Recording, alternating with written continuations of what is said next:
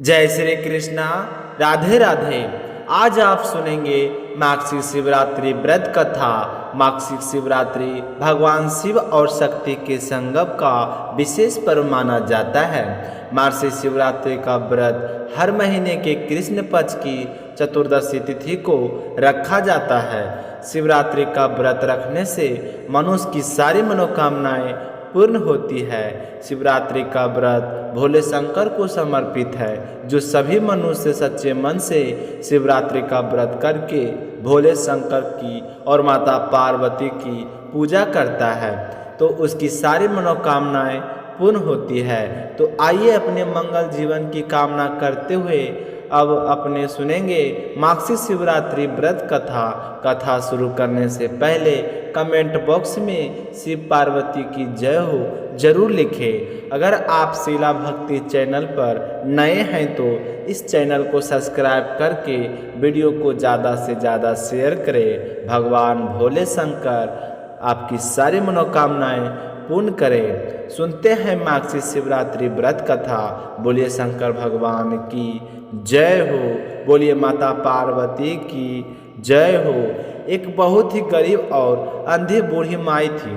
उसका छोटा सा परिवार था जिसमें उसका बेटा और एक बहू रहती थी। बूढ़ी माई की गणेश भगवान में बहुत ही श्रद्धा थी। वह हमेशा गणेश जी की पूजा किया करती थी।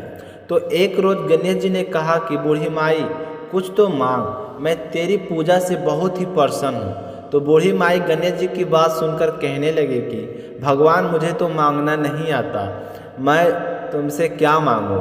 तो गणेश जी कहने लगे कि कोई बात नहीं, आज तुम घर पर अपने बेटे बहू से पूछकर आ जाना, कल फिर आऊँगा तब मुझे बता देना कि तुम्हें क्या चाहिए। तो बुढ़िया ने कहा ठीक है, और वो बड़ी ही खुशी खुशी अपने घर आई। घर आकर अपने बेटे से बोले कि बेटा, आज मुझे विनायक बाबा ने स्वयं दर्शन दिए और मुझे वरदान मांगने के लिए कहा, लेकिन मुझे तो पता ही नहीं कि मैं क्या मांगूं, इसलिए आज तुम ही मुझे बताओ कि मुझे क्या करना चाहिए। गणेश जी भगवान तो कल फिर आएंगे। तो उसके बेटे ने कुछ देर सोचने विचारने के बाद कहा कि माँ, धन दौलत मांग लो। तो बेटे की बात सुनने के बाद बुढ़िया अपनी बहू के पास गई और जाकर पूछा कि बहू अब तुम बताओ। सास की बात सुनकर बहू बोली कि माँ जी, हमारी शादी को ना जाने कितना समय हो गया है, अभी तक संतान की प्राप्ति नहीं हुई है, आपको भी पोता चाहिए, तो क्यों ना आप पोता मांग लो। तो बेटे और बहू की बात सुनकर बुढ़िया सोचने लगी कि यह दोनों तो अपने मतलब की चीज़ मांग रहे हैं। मैं अपने प्रिय पड़ोसन से पूछ कर आती हूँ, वह मुझे सही राय देगी कि मुझे क्या मांगना है। तो यह सोचकर बूढ़ी माई पड़ोसन से जाकर बोली कि मुझे तो विनायक जी ने आज दर्शन दिए और कहा कि कोई वरदान मांग लो। तो मैंने तो अपने बेटे से पूछा तो कहता है कि धन मांग। बहू ने कहा कि पोता मांग लो। अब तुम मुझे बताओ कि मैं क्या करूं। बेटा बहू तो अपने मतलब की बात कर रहे हैं। तो बुढ़िया की बात सुनकर उसकी पड़ोसन बोली कि बुढ़िया, ना तू धन मांग और ना तू पोता मांग, तू तो थोड़े ही दिन जिंदगी जिएगी। तू अपनी आंखें मांग ले, जिससे तुम संसार को देखोगी।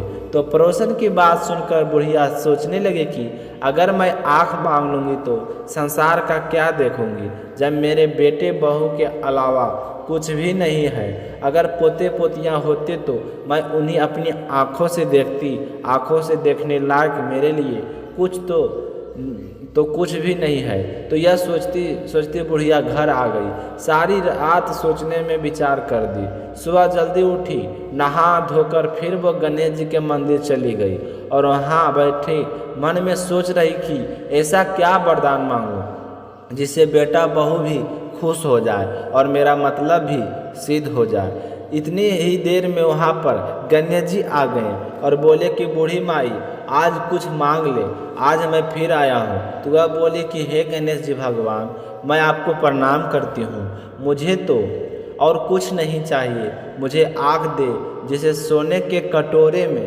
पोते का दूध पीता हुआ देख सकूं और अंतकाल में मोक्ष दे।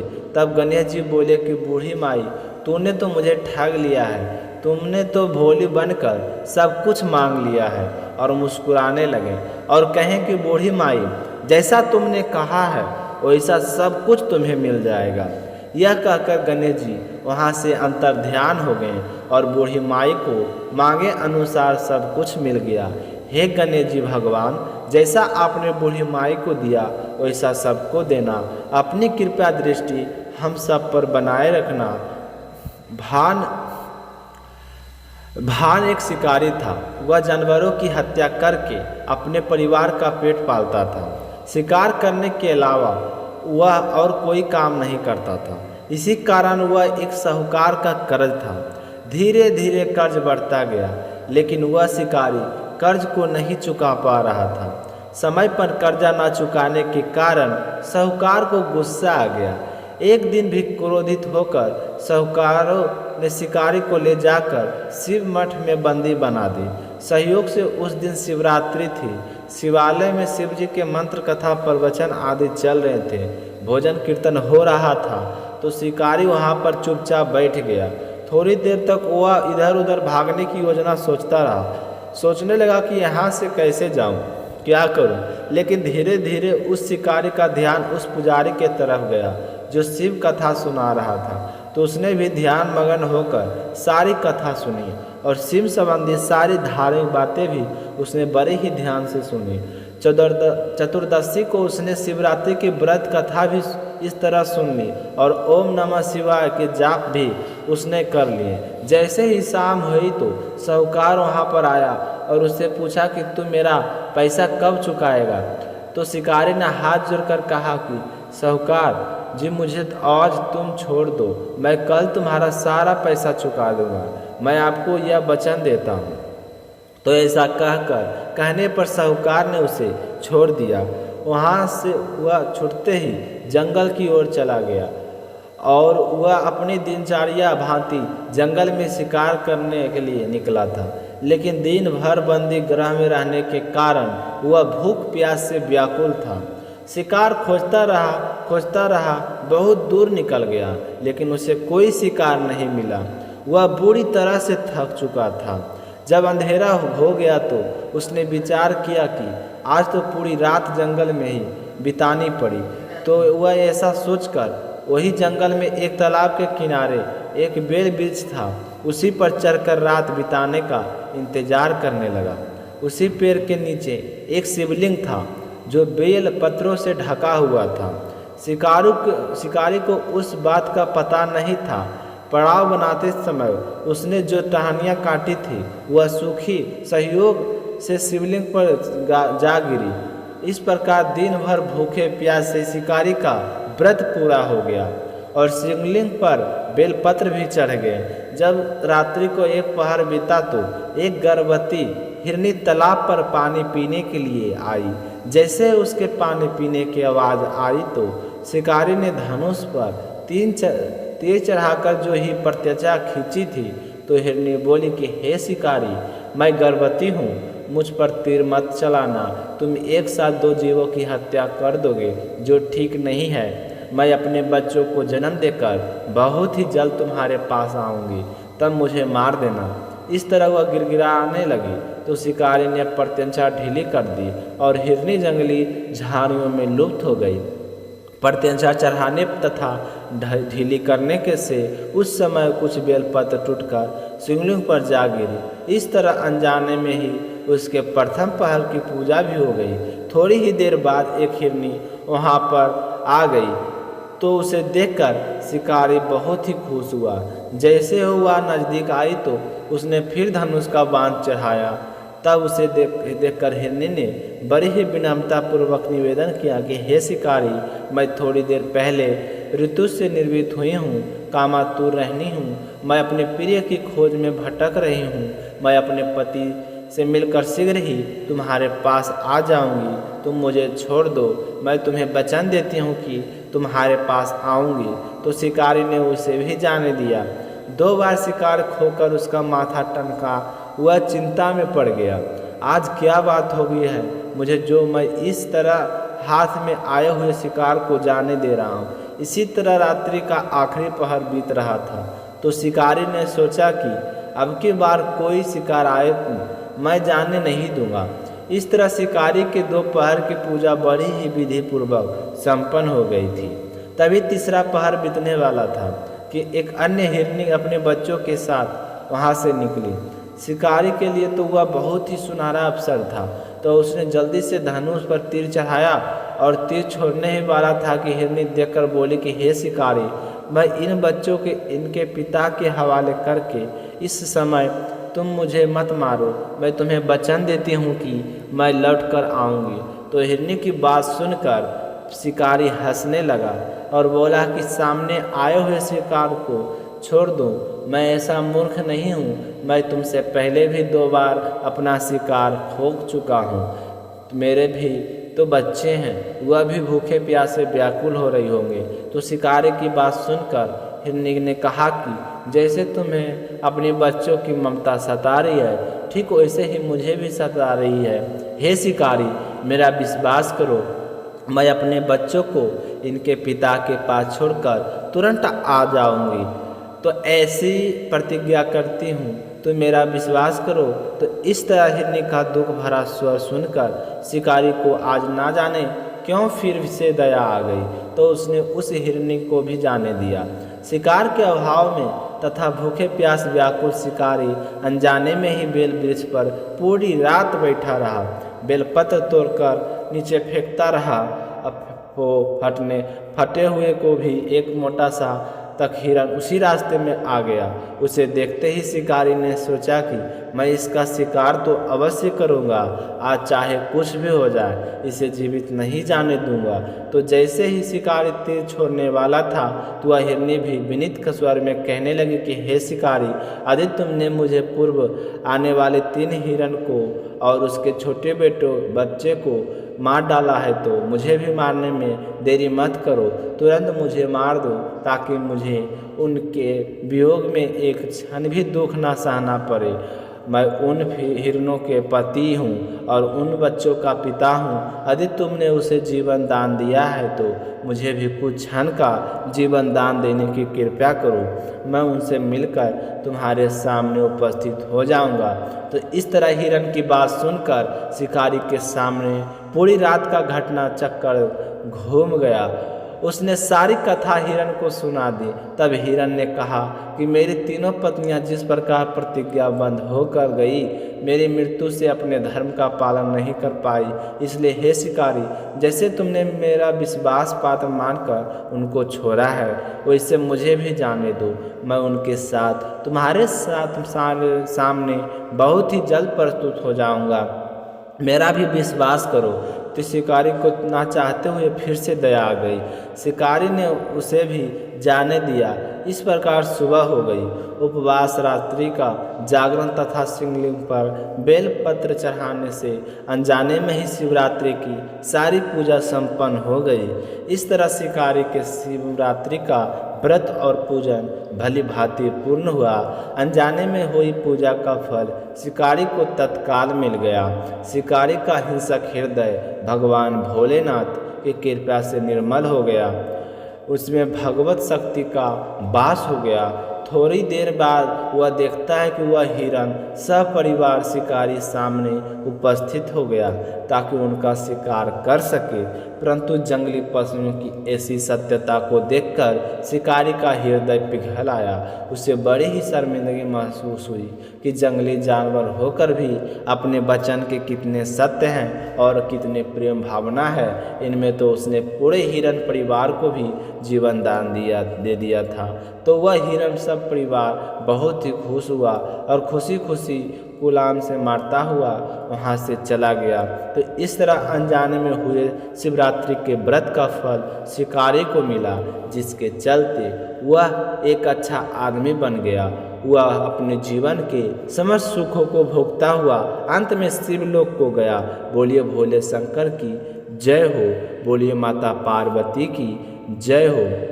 अब सुनते हैं श्री सूत जी की कहानी। श्री सूत जी ने बताया कि यदि कोई व्यक्ति शून्य मनन और कीर्तन के स्थान पर शिवलिंग की स्थापना करके उसका पूजन करता है तो भी वह संसार रूपी सागर से मुक्ति पा जाता है।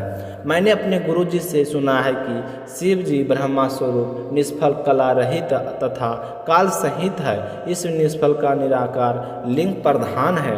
वे सभी कलाओं से युक्त और साकार निराकार से ही शिव ब्रह्म सजग भी है। व्यक्ति शिव जी के साकार रूप और निराकार रूप दोनों को पूजते हैं। प्राचीन में जब ब्रह्मा विष्णु के विवाद में उन्होंने शिवलिंग के रूप में प्रकट होकर दर्शन दिए थे, तभी से शिवलिंग इस संसार में पूजनीय हो गया था। इसकी पूजा करने से सबका कल्याण होता है और मोक्ष प्राप्ति होती है। पुराने समय की बात है, भगवान विष्णु और पार्षदों सहित लक्ष्मी जी के साथ शेष शैया पर शय कर रहे थे।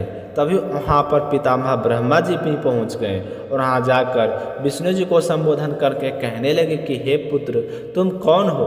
उठो, तुम मुझे देखो, मैं तुम्हारा भगवान यहाँ आया हूँ। विष्णु जी को यह सुनकर क्रोध आ गया और अपने गुस्से को दबाते हुए कहने लगे कि हे पुत्र, तुम्हारा कल्याण हो आओ, बैठो, देखो मैं तुम्हारा पिता हूँ। कहो तुम्हारा मुख टेढ़ा क्यों हो गया है? तो ब्रह्मा जी कहने लगे कि समय के फेर से तुम्हें घमंड हो गया है। हे पुत्र, मैं तुम्हारा स्वामी हूँ, इस संसार का पिता हूँ। तो विष्णु जी कहने लगे कि अरे चूर, तुम मुझे अपना बड़प्पन क्यों दिखाते हो? सारा संसार तो मुझ में निवास करता है। तुम मेरी ही नाभि कमल से उत्पन्न हुए हो और मुझसे ही ऐसी बातें कर रहे हो। यह सब तुम्हें शोभा नहीं देता। तो इस प्रकार ब्रह्मा जी और विष्णु जी में वाद विवाद बढ़ता गया। वह दोनों अपने को प्रभु कहते कहते आपस में युद्ध करने के लगे।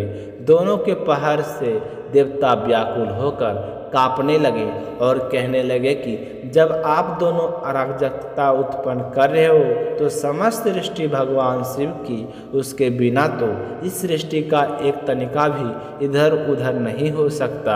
आप लड़ाई बंद करो, हम हमारे सारे शिव शंकर के पास चलते हैं। इतना कहकर सारे देवता वहाँ पहुँच गए, जहाँ महादेव जी पार्वती जी के साथ सभा में मणि के में सिंहासन पर विराजमान थे।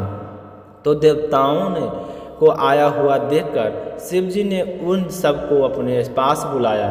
बोले कि हे देवताओं, मैंने सुना है कि विष्णु और ब्रह्मा में भीषण संग्राम चल रहा है, जिसके कारण तुम्हें महान दुख उठाने पड़ रहे हैं। परंतु अब तुम घबराओ मत, मैं इसका जरूर कोई उपाय करूँगा। यह कहकर शिव जी वहाँ पहुँचकर बादलों की ओट में से उनका भीषण युद्ध देखने लगे। हे परस्पर एक दूसरे पर महेश्वर और पशुपत अस्त्रों का प्रयोग कर रहे थे। इनके प्रयोग पर त्रिलोकी भस्म हो जाती और इस प्रलय के वातावरण को देखकर शिवजी एक तेजोमय अग्नि के समान दोनों के पथ में जाकर चमकते हुए स्तंभ के रूप में प्रकट हो गए। विष्णु और ब्रह्मा महान तेज वाले स्तंभ को देखकर हैरानी में पड़ गए।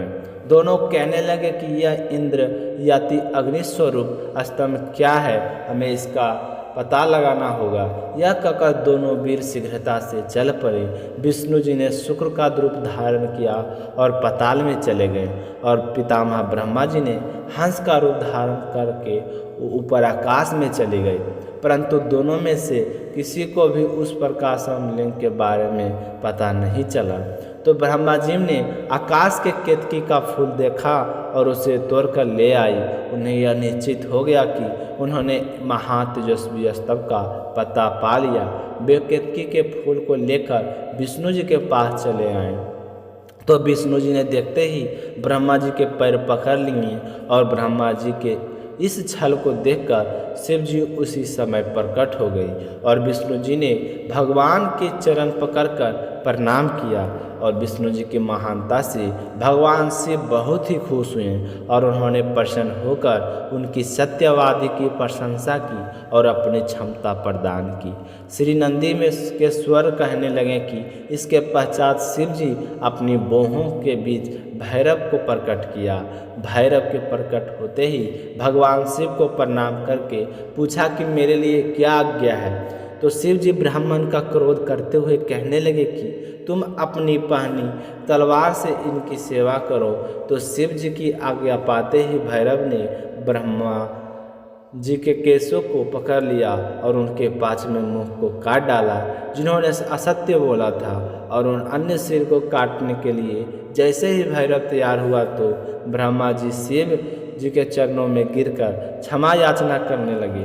तो यह देखकर विष्णु जी भी शिव जी के चरणों में गिरकर ब्रह्मा जी की क्षमा मांगने की प्रार्थना करने लगे और कहने लगे कि हे भगवान, आपने ही प्रारंभ में इनको 5 सिर प्रदान किए थे, अब इनका एक सिर काट चुका है, अब तो आप इन सब पर प्रसन्न हो जाइए।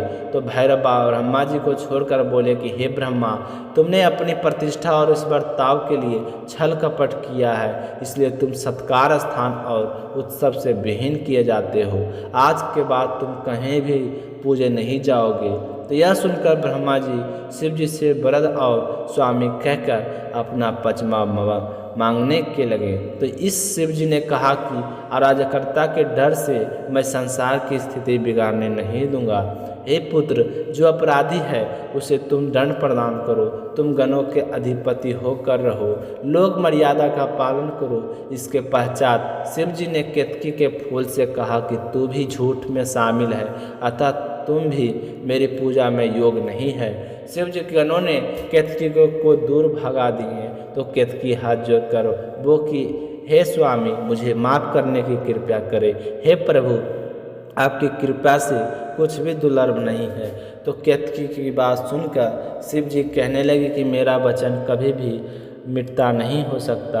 अब मैं तुम्हें स्वीकार नहीं कर सकता, परंतु मेरे भक्त तुम्हें स्वीकार करते रहेंगे। इस प्रकार तुम्हारा जन्म सफल हो जाएगा। मेरे मंडप की याचना में तुम सिरमौर में ही रहोगे। इस प्रकार भगवान शिव ब्रह्मा केतकी और विष्णु जी की कृपा करके देवों के पास पधारे। देवताओं ने शिव जी का पूजन कर स्तुति की और शिव जी पुनः अपनी सभा में जाकर बैठ गए और ब्रह्मा जी और विष्णु जी हाथ जोड़कर शिव जी के अगल बगल में खड़े होकर स्तुति करने लगे। इससे शिव जी प्रसन्न होकर उनसे बोले कि तुमने आज महान दिन पर मेरी पूजा की है। आज से इस दिन का नाम शिवरात्रि होगा। यह बड़ा ही पवित्र दिन है। उस दिन कृष्ण पक्ष की चतुर्दशी तिथि थी, तो उसी तिथि को शिवरात्रि के नाम से जाना गया। और कहने का लगे कि इस दिन लिंगेश्वर की पूजा करेंगे तो वे मुक्त हो जाएंगे। जो व्यक्ति परवंश रहित होकर इस दिन पूरे श्रद्धा भाव से व्रत रखकर मेरी पूजा करेगा, वह 1 वर्ष के निरंतर पूजा का फल प्राप्त होगा। मेरा लिंग रूप स्तंभ पर कट हुआ था, वह आदर नक्षत्र में है। जो व्यक्ति के मार्गशीर्ष माह के आद्रा नक्षत्र में उमा सहित मेरी पूजा मेरे रूप में या मेरे लिंग के करेगा या मेरे दर्शन करेगा, वह मुझे कार्तिकेय के समान परम प्रिय होगा। शिवरात्रि पर दर्शन का यही महान फल है और पूजन से जो फल प्राप्त होगा उसका मैं मुख से वर्णन नहीं कर सकता। यह कहकर शिव जी और विष्णु जी और ब्रह्मा जी से कहने लगे कि जिस जगह तुम दोनों का युद्ध हुआ था उसी युद्ध भूमि में मेरा लिंग यानी स्तंभ प्रकट हुआ, वह अरुणाचल के नाम से प्रसिद्ध होगा।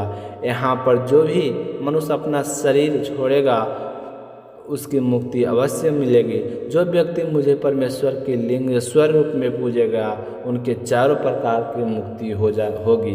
तभी से इस कथा को शिवरात्रि के दिन जरूर सुना जाता है। इससे भगवान शिव जी का आशीर्वाद हम सब पर हमेशा बना रहता है। तो आज की व्रत कथा समाप्त होती है। सुनकर आप सभी माताएं एवं बहनों की कैसी लगी कमेंट करके ज़रूर बताइएगा। साथ ही साथ अभी तक चैनल को सब्सक्राइब नहीं किए तो शीला भक्ति चैनल को सब्सक्राइब जरूर कीजिएगा और अपने परिवार रिश्तेदारों में दोस्तों में शेयर जरूर कीजिएगा। मिलते हैं व्रत कथा को अगली वीडियो को लेकर, तब तक अपना ख्याल रखिएगा। जय श्री कृष्णा, राधे राधे।